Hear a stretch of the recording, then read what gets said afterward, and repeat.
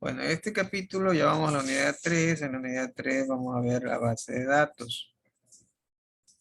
Es la primera vez que van a ver esto y pues les recomiendo que pongan mucha atención en esto porque a pesar de que es solo una unidad dentro de toda su malla curricular, es muy importante en el área. Es tan importante que quizás ustedes puedan seguir una carrera en esta unidad exclusivamente, en el área informática. Entonces, ¿qué se va a ver ahorita?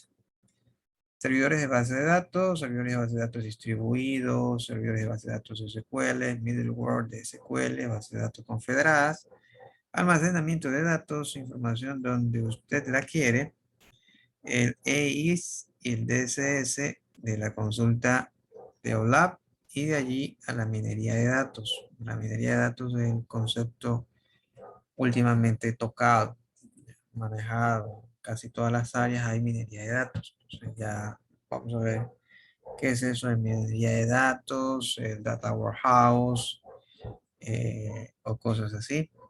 Base de datos conozca a los participantes dentro de la base de datos, las consultas OLAP para una base de datos. Todo es con respecto a base de datos. No se espera que con el estudio de una unidad ustedes sean expertos en base de datos. No, ahí en el área informática hay una materia, base de datos, y luego en la carrera vecina, en la carrera TDS, hay una materia de base de datos. En ingeniería saben haber dos o tres materias base de datos. Entonces, acá simplemente lo tocamos muy, muy levemente en una unidad de la materia sistemas distribuidos. Entonces, no se espera que sean expertos. Pero vamos a tratar de sacar el mayor provecho posible. La base de datos en todas las empresas es un elemento muy importante.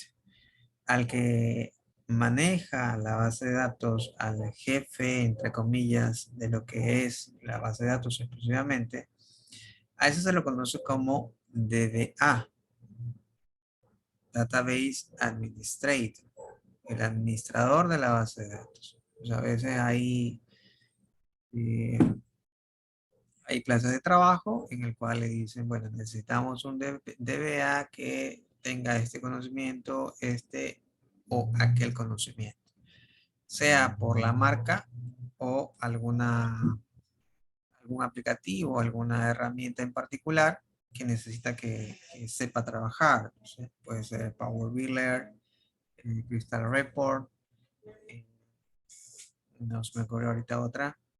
Y dentro de las marcas, pues puede estar Oracle, Sybase, Postgres, MySQL, MariaDB, MongoDB, ah, entre otros. O sea, ahí hay varias bases de datos. Base de datos relacional, la típica, y la base de datos no relacional, que son las últimas. Ahí está Cassandra, MongoDB, del lado de Facebook.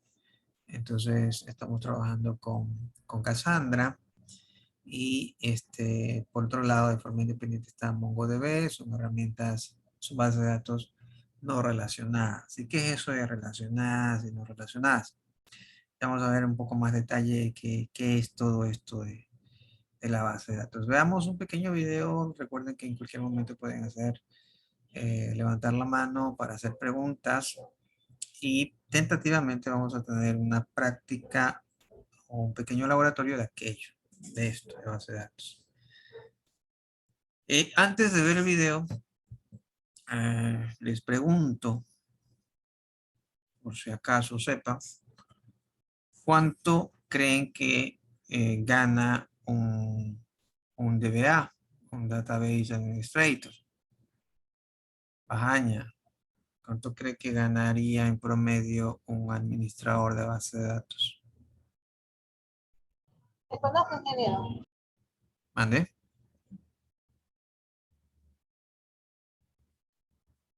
No lo entendí.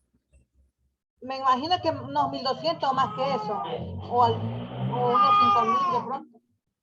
1200, ya. Chaguay, Uno 2000 o 2000. 2500. Ya. Aguilar. Yo creería que, bueno, porque es algo importante, deberían ganar más de eso, más de 2000, Más de ¿no? 2000. Sí, yo digo que sí, porque como usted dice, es algo importante y bueno, más si es preparado para eso, debería ser bien reconocido también, pues, remunerado. Más de 2000. Ya. Lino. Más o menos le calculo unos 2000 siquiera. Bueno, Martillo. No, 2500 diría. 2500. Briones. 2500. 2500. Kimi. 1000, ingeniero. 1000. Espinosa. Está por los 4.500 a 5.000 como administrador, y ahí los que trabajan con él están por los 2.000, 1.500. Interesante. Mosquera.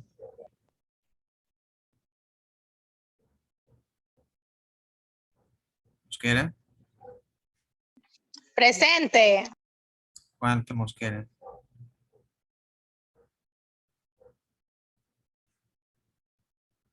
Se quedó dormida. No, no me quedo dormida. Lo que pasa es que tengo el internet falloso y no escucho bien. Los Sube el compañeros volumen. no les entendí qué es lo que están hablando. Tiene que subirle el volumen o cambiarse de operador. Solange. Torres. 2000. Pita.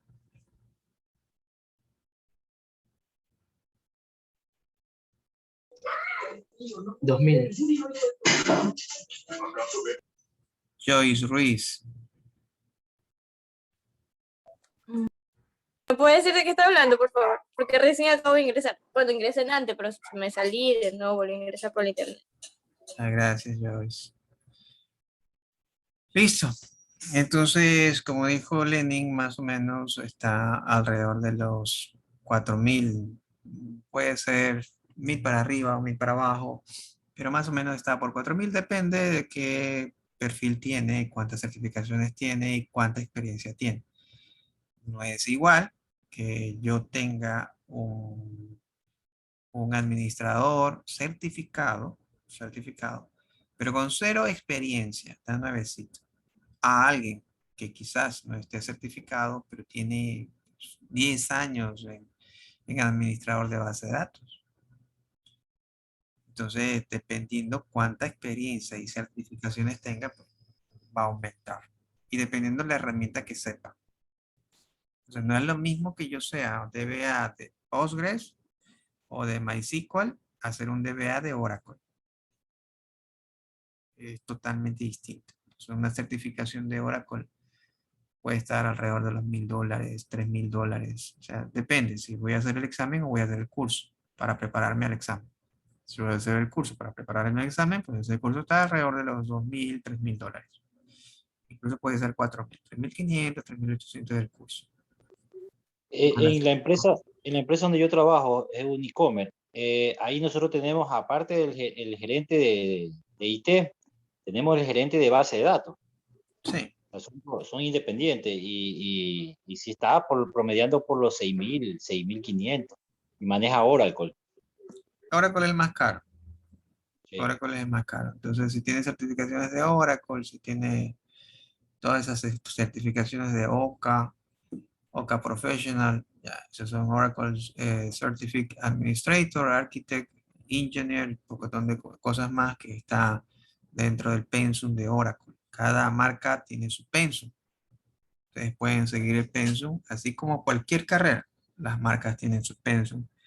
Mientras más arriba está, pues, están con un sueldo mucho mayor, obviamente, pues dentro del mercado que conoce. Y el mercado que conoce, pues lo lidera las marcas reconocidas o las empresas fuertemente establecidas. No puede pagar, por ejemplo, se me ocurre, una empresa de e-commerce pequeña que recién nace, una pyme familiar que recién está poniéndose en el ambiente, contratar a un DBA de Oracle. No da, porque solo la licencia de la base de datos está por los $3,000. Entonces, solo la licencia. Entonces, no va a querer comprar una licencia de Oracle. Y peor, contratar a un administrador de base de datos de Oracle. Demasiado caro. Ellos van a contratar, quizás, si es que contratan a alguien para base de datos, alguien que sepa MySQL.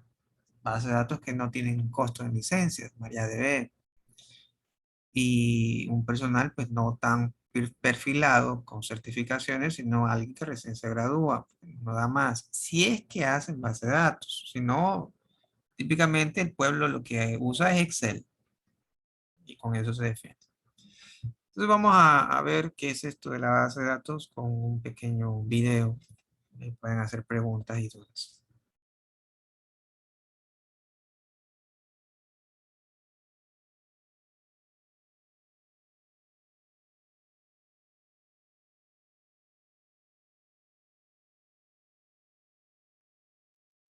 Que estaban a lo largo de toda la pared de la biblioteca eran unos muebles. Cuando estaba en la universidad, allá en los lejanos años 90, y me tocaba ir a la biblioteca a buscar un libro.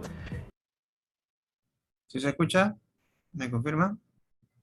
Sí, se escucha. Listo. Sí. Encontrarlo requería usar unos enormes ficheros que estaban a lo largo de toda la pared de la biblioteca.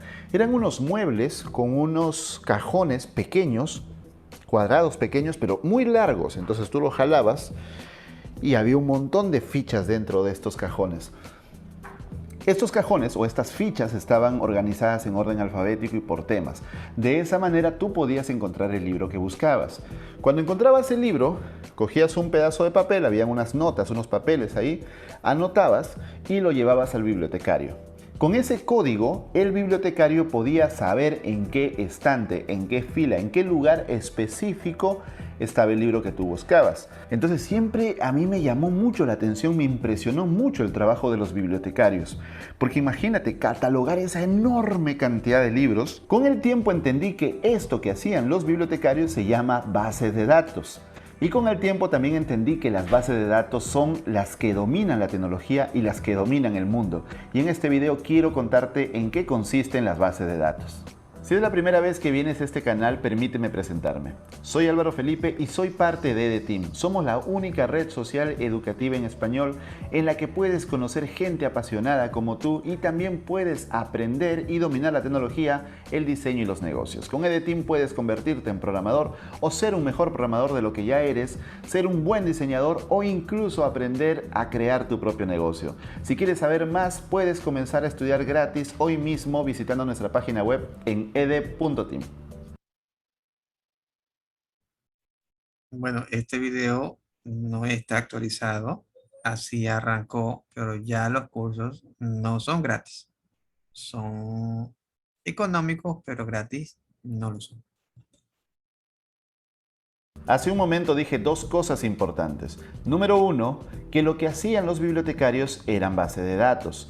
Y número dos, que las bases de datos dominan el mundo de la tecnología. Vamos a entender estas dos afirmaciones. Comencemos por la número uno. ¿Qué cosa es una base de datos? Una base de datos es un conjunto de información almacenado y consultado sistemáticamente. Vamos a desmenuzar esta definición para que te quede completamente clara. En primer lugar, conjunto de información. Ok, ¿qué es un conjunto de información? Es mucha información, bastante información. ¿Recetas de cocina serían información? Sí. Toda esa información tú la puedes almacenar en algún lugar. Es decir, puedes guardar esas listas de recetas en un cuaderno. Luego, consultada. Es decir, que una base de datos no es solamente guardar los datos, sino que tenemos que consultarlos. Entonces, podría yo buscar mi cuaderno de recetas para preparar algún platillo en una fecha especial. Pero en la última parte viene la parte más importante de esta definición: sistemáticamente. Es decir, no almaceno y consulto los datos al azar, como caigan. Si un profesor anota la calificación de un estudiante en un papelito, se lo mete en el bolsillo, el papelito luego no sabe dónde lo dejó y anota la calificación de otro estudiante en otro lugar y todo está desordenado y no sabes dónde quedaron las cosas, obviamente no hay un sistema.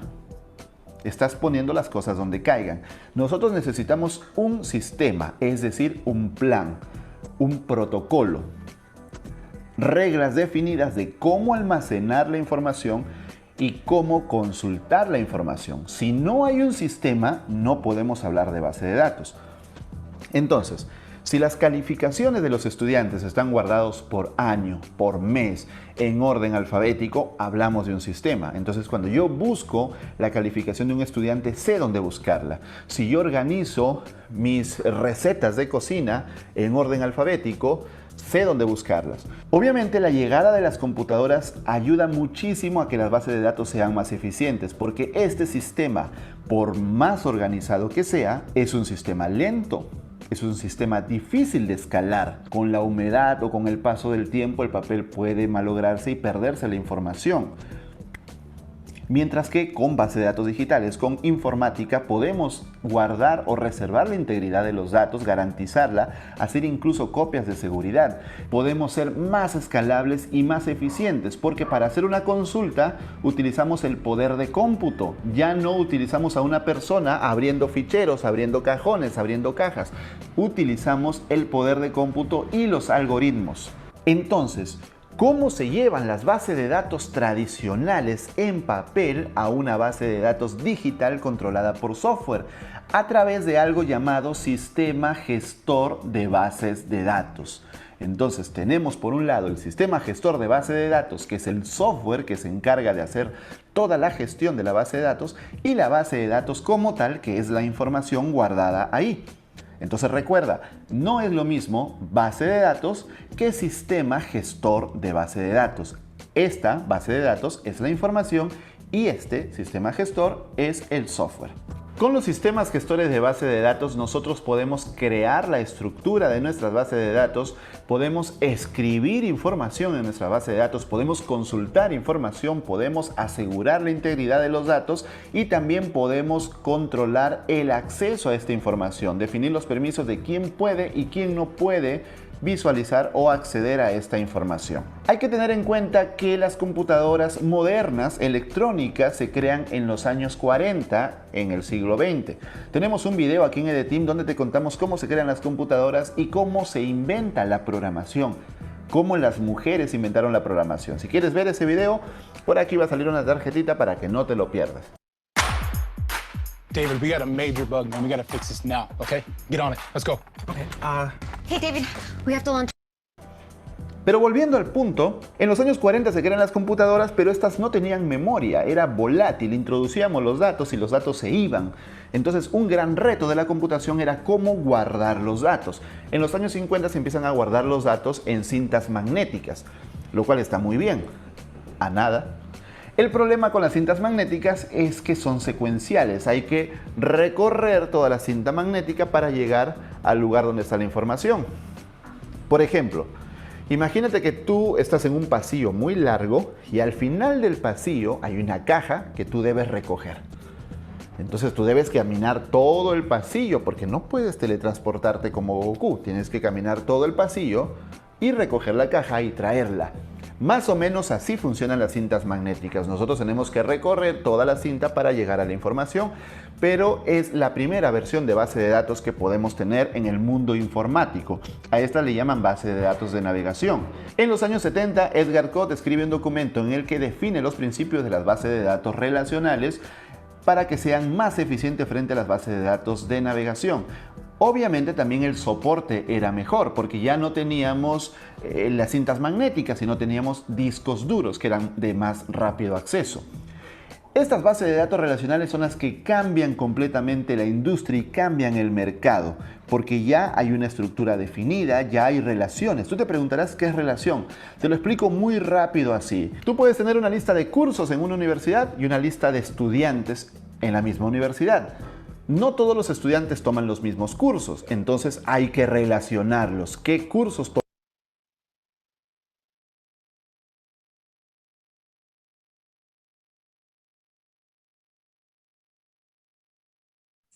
¿Preguntas tienen hasta allí? No, hasta ahorita está todo claro. Seguimos. No, un momentito, donde dijo, por ejemplo, el sistema gestor es uno y La base de datos es los datos. El sistema gestor es el software. ya. Y el que controla todo eso. El sistema gestor, el software. Ok. O sea, por ejemplo, Cada estudiante. Esa es la manera. por ejemplo, los datos serían los estudiantes del instituto, esos serían los datos, y el software sería si es Oracle, si es Correcto, sí. El motor de base de datos. Listo. Manera más sencilla de explicarte por qué se llaman bases de datos relacionales. En los años 70 se define este modelo relacional y los expertos en informática se dan cuenta que hay una enorme oportunidad de negocio, porque imagínate llevar los datos de las empresas a un sistema informático escalable. Es dinero contante y sonante, porque los datos son la base de las operaciones de las empresas. El más exitoso de todas estas personas fue Larry Ellison, que fundó Oracle al finales de los años 70 y se hizo multimillonario con sus bases de datos Oracle. En los años 80 aparece SQL Server de Microsoft y en los años 90 aparece MySQL y Postgres, que son sistemas de base de datos open source. Ya no necesitamos pagar una licencia y los podemos usar libremente. Aunque luego, años después, Oracle compra Sun Microsystems, con lo cual se lleva a Java y se lleva a MySQL a su casa. Pero esa es otra historia. En los años 2000, inicio de los años 2000, el mundo cambia completamente. Aparece algo llamado Web 2.0. Revienta la burbuja.com, muchas empresas quiebran y empieza la Web 2.0. Una web más democrática, una web en que los usuarios crean contenido. Antes, las empresas eran las que definían el contenido, definían la estructura de su información. Pero aparecen los blogs, aparecen las redes sociales y aparecen muchos sitios como foros, como comunidades, donde nosotros podemos empezar a crear nuestra propia información. Era una revolución total. Entonces, el acceso a los datos se hace más complicado. Hay tanta información creándose todos los días porque son los usuarios los que las crean, que las bases de datos relacionales empiezan a quedarse cortas para esta escala. Entonces aparecen las bases de datos no relacionales. Entonces ya no tenemos lista de alumnos y lista de cursos y los relacionamos. ¿Por qué? Porque en el momento en que los relacionamos, cuando queremos consultar la información, tenemos que buscar aquí, tenemos que buscar aquí y tenemos que buscar la relación, el famoso join. Entonces eso es lento. Claro, no es lento cuando consultamos cientos o miles de datos, pero cuando consultamos millones o miles de millones a gran escala, ya la cosa se pone un poco complicada. Entonces, en vez de tener una lista y una lista, metámoslo todo junto. Así consultamos de una sola vez. Hablemos ahora sí un poquito más en detalle de las bases de datos relacionales o bases de datos SQL. Estas bases de datos, como su nombre lo dice, tienen relaciones. Es decir, tú creas entidades que son datos que mantienen cierta estructura y los relacionas entre ellos. Te voy a poner un ejemplo muy sencillo para que lo entiendas. El ejemplo de la lista en la universidad. Tienes cursos por un lado, tienes estudiantes por un lado, tienes profesores por otro lado. Entonces, un profesor no dicta todos los cursos, un estudiante no lleva todos los cursos. Entonces, hay que definir las relaciones entre ellos. Pero, en el mismo lugar donde tú guardas a los cursos, no vas a guardar a los estudiantes. Vas a mezclar cursos con estudiantes, no tiene sentido.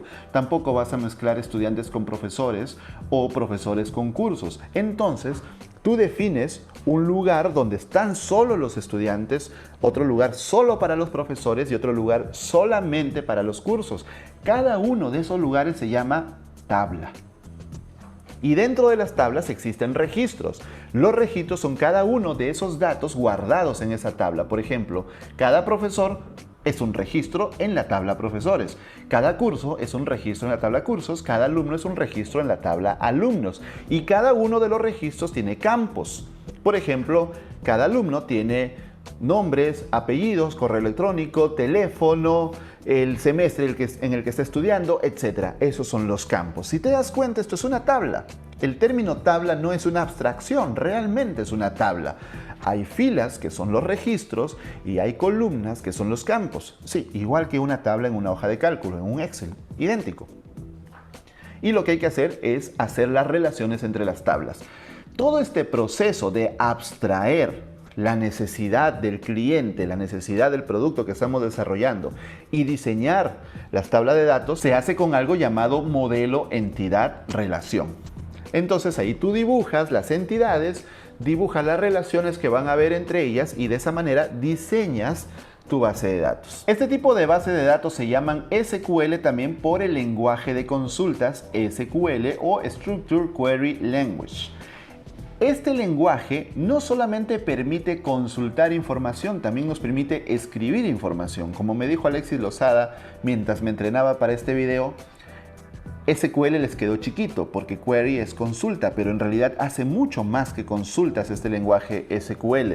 SQL realmente se divide en tres lenguajes. El primero es DDL o Data Definition Language, que como su nombre lo dice, define las estructuras. Con DDL tú lo que haces es definir las estructuras, definir cuáles van a ser las tablas, cómo van a ser los registros, qué campos van a tener los registros, pero no llenas información con DDL. Para llenar información necesitas DML, que es Data Manipulation Language. Con DML ya haces el famoso CRUD, haces el insert, que es llenar de datos las tablas, haces el select, que es leer datos de estas tablas, haces el update, que es actualizar los datos, y haces el delete, que es borrar datos de esta tabla. Y por último tenemos el DCL, que es el Data Control Language, con el cual tú controlas los permisos de acceso a estas bases de datos. Debes tener en cuenta que aunque existen varios sistemas de bases de datos relacionales como Oracle, SQL Server, MySQL o Postgres, por citar a los más importantes, todos ellos usan SQL. Si tú sabes SQL, tú puedes escribir código SQL y consultar datos de cualquiera de estos sistemas. Cada uno de estos sistemas va a tener funciones muy propias de ellos que no comparte con otro sistema. Por ejemplo, en Postgres puedes consultar la fecha de una forma y en MySQL puedes consultarla de otra, pero esas son funciones propias. El lenguaje SQL es estándar para todos los sistemas de bases de datos relacionales. Y además de las bases de datos relacionales, tenemos las no relacionales o también conocidas como NoSQL o Not Only SQL. Estas bases de datos tienen como principal diferencia que no tienen una estructura definida. Cuando tú creas una base de datos relacional, tienes que hacer un proceso llamado diseño de la base de datos, donde usas el modelo entidad-relación, donde abstraes lo que necesita la aplicación, el software, el cliente y lo llevas a un diseño. En una base de datos no relacional no necesitas hacer esa definición tan estricta. Tú puedes tener redundancia de datos. Ejemplo, tienes aquí los cursos y tienes aquí los alumnos. Y luego defines las relaciones. En una base de datos no relacional puedes tener los cursos y dentro de cada curso, como si fueran campos, tener a todos los estudiantes de ese curso. Y en el curso 2, tener a todos los estudiantes de este curso. Y es un poco raro porque el estudiante se va a repetir. Si un estudiante lleva 2 cursos, se va a repetir en varios lugares. Eso es inaceptable en una base de datos relacional. Por eso se normalizan las bases de datos para no tener redundancia. Pero en las bases de datos no relacionales eso es permitido porque lo que se busca es un acceso muy rápido, muy veloz, ahorrar poder de cómputo. Hay que tener en cuenta que este tipo de base de datos es creado por empresas que necesitan muchísimo rendimiento. Y cuando hablo de muchísimo rendimiento, hablo de muchísimo rendimiento. No creas que porque tú tienes 1000 usuarios ya es mucho rendimiento. Hablo de mucho rendimiento. Casos como Amazon, que creó DynamoDB porque necesitaba reducir en décimas de segundo la respuesta para sus clientes. Porque esas décimas de segundo le cuestan miles de dólares. Entonces crearon su propio sistema que es DynamoDB y que tú también lo puedes usar desde AWS.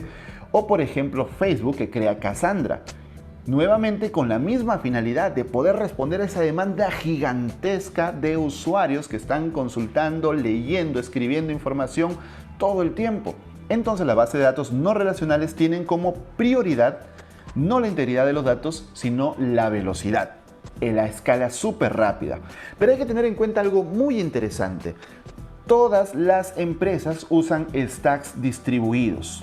Es decir, pueden usar más de un lenguaje de programación, pueden usar más de un sistema en la nube, pueden usar más de una base de datos o de un sistema gestor de base de datos. Porque cuando crecen las aplicaciones empiezan a tener servicios distribuidos que luego se van conectando según su necesidad.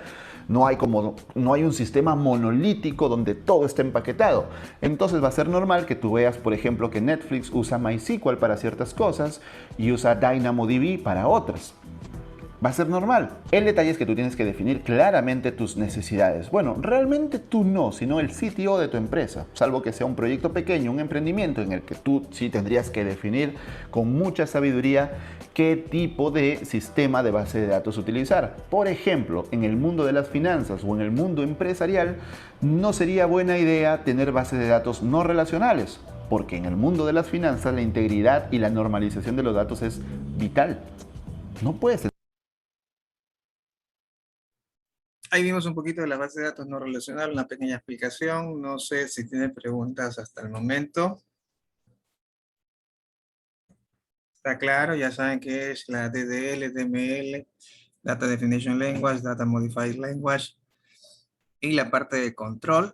¿Estamos claros? ¿Tienen alguna duda? ¿Alguien visitó una biblioteca de la antigua en la que tenían las cajitas, estas que se nombraban al inicio del video? ¿No hay dudas? Perfecto, entonces está muy bien. Por el momento nos vamos a quedar hasta allí. Continuamos la próxima clase. Las notas que vieron, esas ya están pasadas al sistema. Y ahorita pues empezamos con esto. Si hay algún taller, pues les avisaría. ¿Ya? Si no hay más preguntas, pues nos vamos a quedar hasta allí. Cuídense, pasen bien. Dios los bendiga. Buenas noches. Buenas noches. Buenas noches.